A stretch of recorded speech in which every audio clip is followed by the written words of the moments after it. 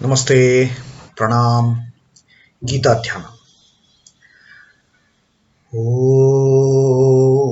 Parthaya Pratibodhitam Bhagavata Narayanena Swayam Vyasena Kratitam Purana Munina Madhye Mahabharatam Advaitam Ritavarshinim Bhagavatim Ashtadashadhyayinim Ambatva Manusandadhami Bhagavad Gite Bhavadveshinim.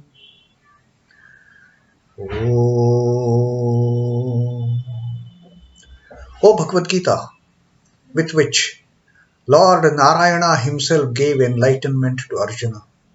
The ancient sage Vyasa included it in the Mahabharata.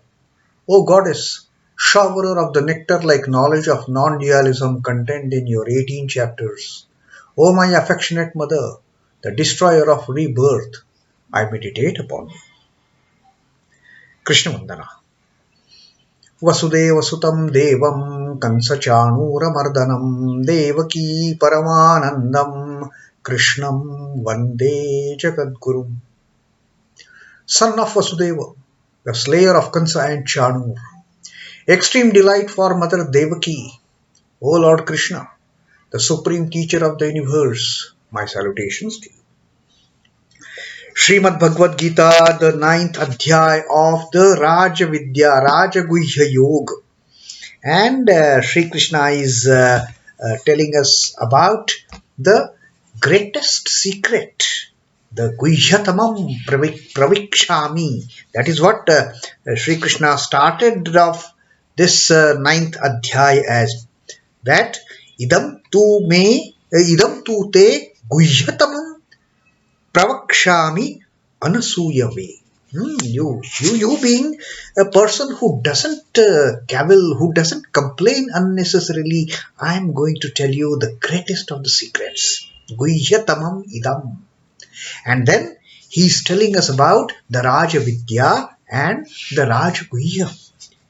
That greatest of the sovereign science and the sovereign secret, because of which we will get to know further about the jnana and the vijnana and getting to know the Akshaya Brahman face to face.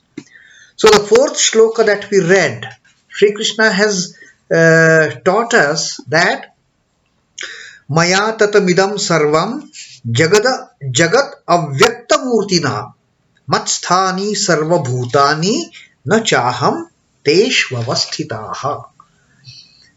Maya tatam idam sarvam. All this, whatever you see around, this entire creation is pervaded by me. Everything is filled by me. Everything is filled with my presence, with my divinity. Jagat avyakta murtina. That entire thing is pervaded by my unmanifest form. I am not there manifesting as Krishna, as Rama, or any other god. No, in my unmanifest form, in my avyakta entity, I am pervading this entire thing. What you see, this entire Jagat, the entire creation. And mat-sthāni sarva bhūtāni nacha aham teshu avasthitaha. All beings, they exist in me. All beings exist in me. But I do not abide in them. Everything is in me. It is like that. In the set theory, we have that, the big set and a subset. That subset is the part of the big set. The big set is not there in the subset. Subset is part of big set. So Sri Krishna says, all beings, they dwell in me. But nacha aham teshu avasthitaha. But I don't abide in them. Don't have this confusion. Don't have this, misunderstanding that I am also there. No. I am avyakta. In unmanifest form, I am filling everything. So that was the fourth shloka that Sri Krishna told us about his nature as his real nature as the Avyakta. In order to explain to us the real Avyakta nature of the Brahman, Sri Krishna in the fourth shloka has told us that all beings, they abide in me, they dwell in me, but I don't abide in any of them because I am unmanifest. This entire creation is filled with me, but I am unmanifest. In my unmanifest form, I am dwelling in all that exists. I am pervading the whole creation, but I am not in it. And now in the fifth shloka, again there is some kind of confusion that Sri Krishna is trying to create. Sri Krishna says, Nacha mat-sthāni bhūtāni paśhya me yogam aiśhwaram bhūta-bhṛin cha bhūta-stho mamātmā bhūta-bhāvanaḥ. In the fourth shloka, Sri Krishna has told us all beings dwell in me. And here he is now telling, Nacha mat-sthāni bhūtāni, that nor do the beings dwell in me. I mean, what is this contradiction that Sri Krishna is telling us? Is he confusing us? In the fourth shloka, he tells, mat-sthāni sarva bhūtāni. That all beings dwell in me. And in the fifth shloka, in the very next shloka, he tells us, Nacha mat-sthāni bhūtāni. What is this?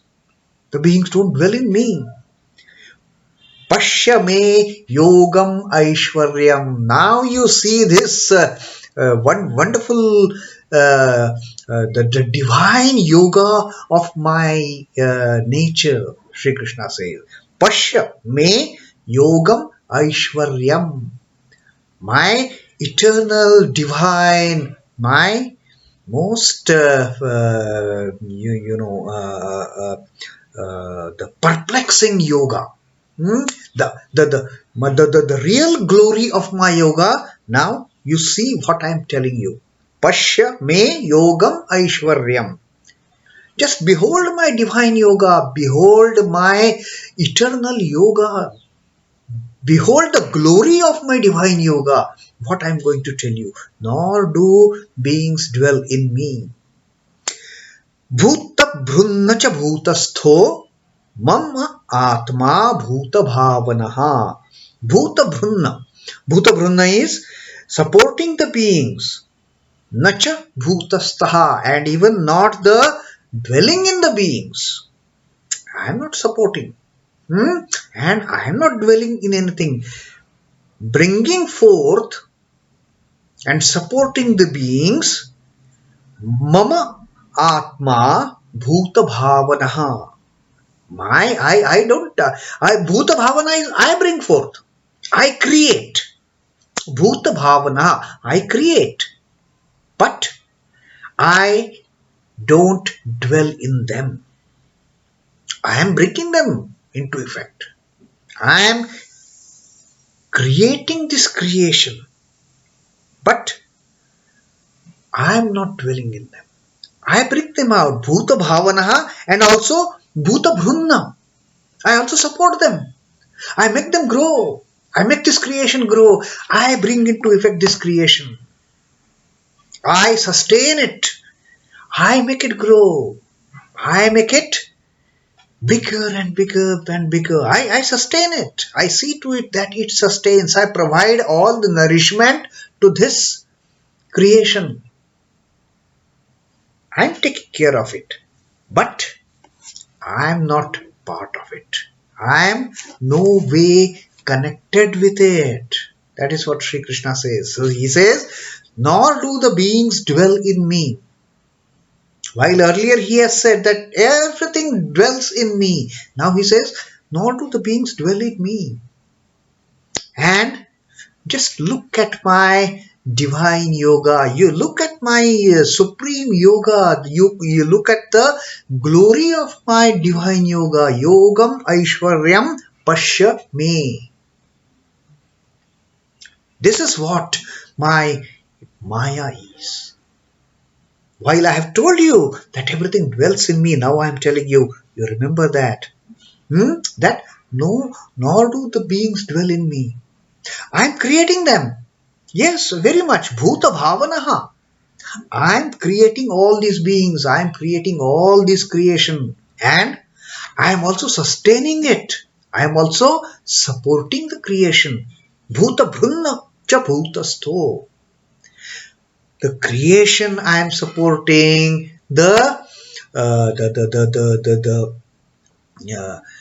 sustenance of all the beings. That I am also doing, but myself, S with the capital S, myself does not dwell in them. I am totally alien to all this creation. I bring it in picture. I bring it, I create this creation. I sustain it. I make it grow. But I am no way concerned with it. Now, while truly reflecting the objects placed before it, a mirror ever remains unaffected by its function. Now, there is a plain mirror on the wall. Mirror on the wall. Now, that mirror may reflect so many things, which whatever comes in front of it, the mirror will reflect it. But is mirror part of that? Mirror is just a projection, that's it. And that's what Sri Krishna says. I bring this creation into effect, I sustain it, but I am like that mirror. So many objects come in front of me, so many objects get projected before me, they are reflected in that mirror, but mirror is no way concerned what is happening in front of that mirror. If somebody is dancing, somebody is doing makeup, somebody is combing the hair, somebody is putting lipstick, he is this and that, what way mirror is concerned with all those activities going in front of it? Mirror is absolutely no way concerned. It is no way connected with whatever is happening in front of that mirror.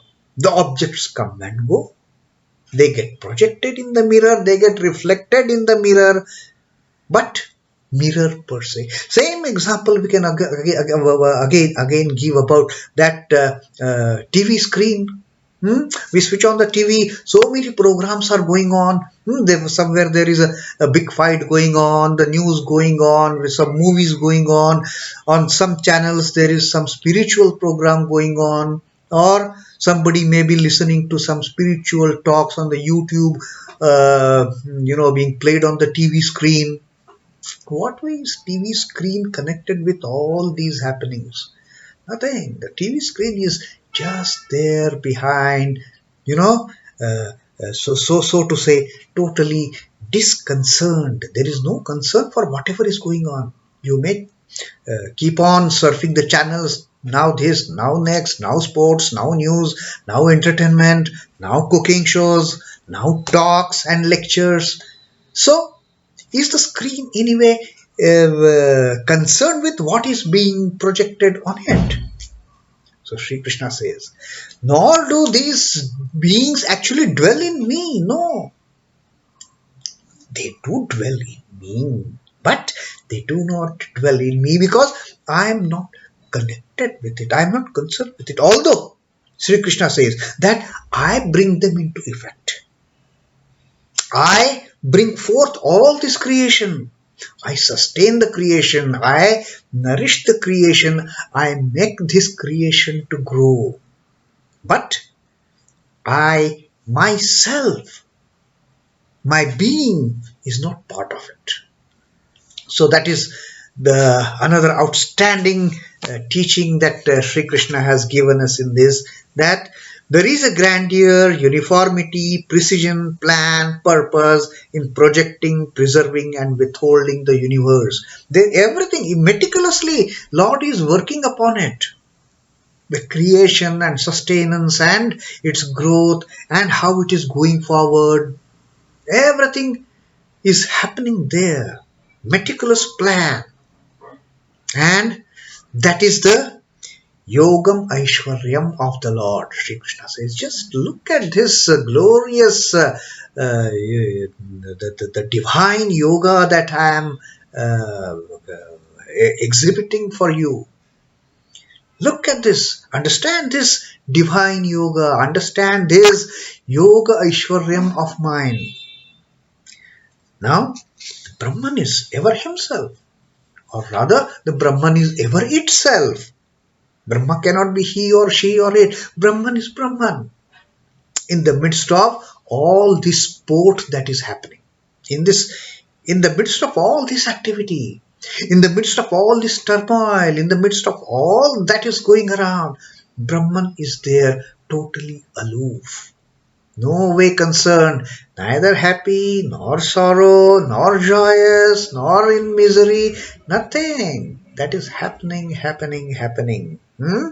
He is unattached and unaffected by the phenomena. So Krishna very clearly says, I am not a part of it. You might be feeling that yes, everything is in me. I am the Lord is in all the beings, but I am not part of it. I am no way connected with it. Because I am unattached, he says. The Brahman is unattached and the Brahman is unaffected by any of these delusive Maya. So, this is Sri Krishna's teaching to us in the 5th Shloka of the Rajavidya Rajaguhya Yoga. It is indeed a great secret. It is indeed the greatest of the truths, the greatest of the knowledge that Sri Krishna is giving us. Let us understand that yes, whatever Sri Krishna has told us, although everything dwells in him, nothing dwells in him. He is no way connected with anything. The Lord is no way concerned, for that matter, with anything. It is just his play. He creates the things. Yes, that God, that Sri Krishna accepts. I bring forth this entire creation. I sustain this creation. I nourish this creation, make it grow. But I am not part of it. I am no way concerned. I am unattached to it. I am unaffected by whatever is happening. If God is connected with this universe, then whatever is happening, God should be affected, isn't it? There must be some effect, some happiness or unhappiness. But God is beyond that.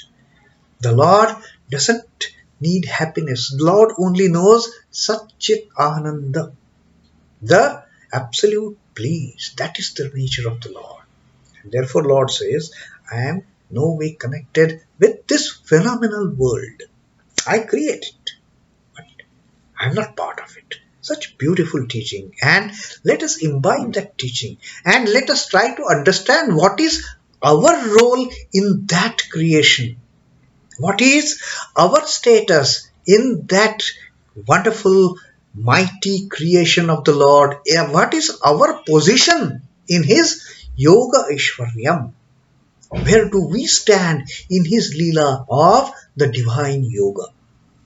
So that was the 5th shloka of the Rajavidya Rajaguhya Yoga, the 9th chapter of Srimad Bhagavad Gita. Om Namo Bhagavate Vasudevaya. Sri Krishna Arpanamastu. Jai Sri Ramakrishna. Jai Thakur. Jai Ma. Jai Swami.